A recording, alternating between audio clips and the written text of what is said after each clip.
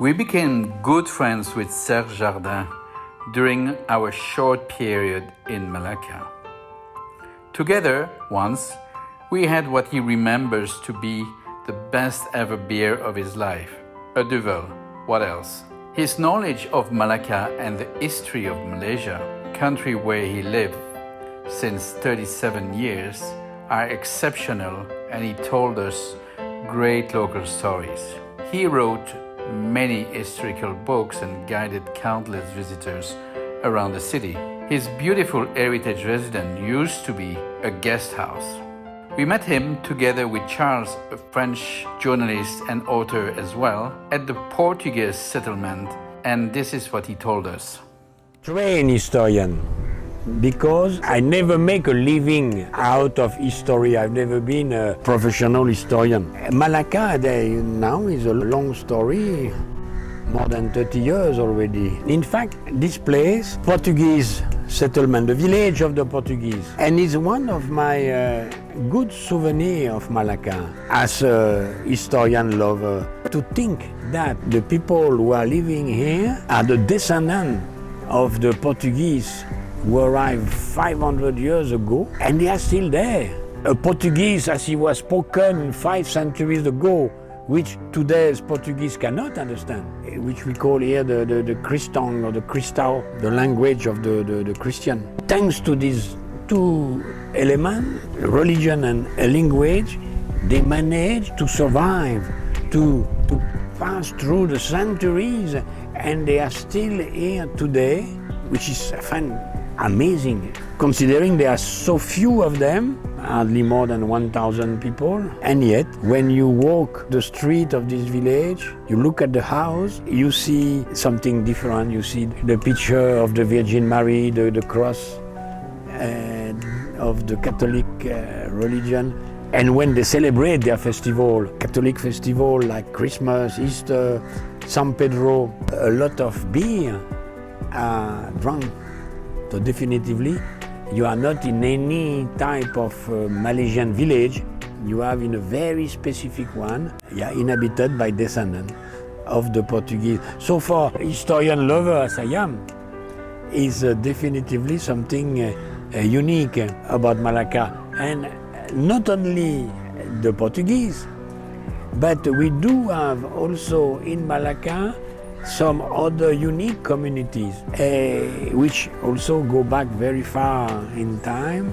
The Chinese, they keep their Chinese religion, but they do adopt the culture, the language of the Malay, and we call them the Baba for the men and the Nonya for their women. The same thing happened with the Indian merchant, which settled down in Malacca 600 years ago, and also through acculturation, adopting the local language, the culture, but they never convert to Islam. They continue to practice the Hinduism religion, and we call them today the Chiti.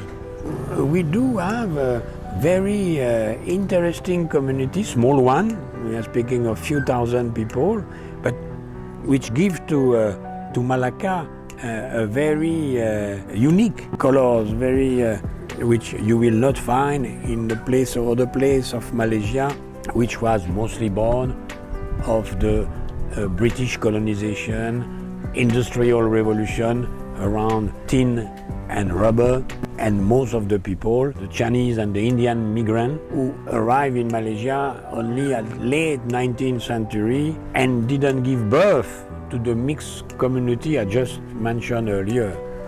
That's something very unique to Malacca. If you have a chance to walk the street of Malacca, you will discover this in the architecture, in the decoration, in the urbanism influence of these different communities. And if you go to the top of the hill, in the center of town, beside all Portuguese ruins, Catholic churches, you will understand why Malacca, because you will have a chance to see from there what is behind me, which is the Strait of Malacca, one of the most important maritime passages since thousands of years until today, nothing have changed. Only the goods, from tin to spice, today's petrol and containers. And without that vision of that strait, you cannot understand why Malacca is the result of such mixture of people, the merchant, the soldier,